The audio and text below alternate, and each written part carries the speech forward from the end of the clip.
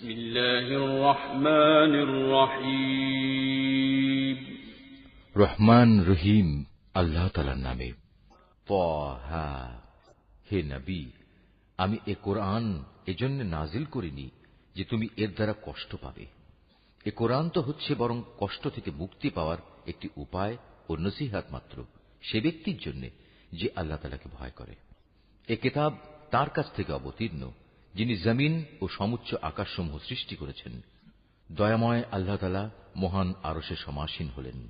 আসমান সমূহ ও জমিনে যা কিছু আছে এ দুয়ের মাঝখানে এবং জমিনের অনন্ত গভীরে, তা সবই তাঁর জন্যে। মানুষ, তুমি যদি জোরে কথা বলো তা যেমন তিনি শুনতে পান, তেমনি গোপন কথা বরং তার চাইতেও গোপন যা, তাও তিনি জানেন। আল্লাহ তাআলা ছাড়া অন্য কোন মাবুদ নেই।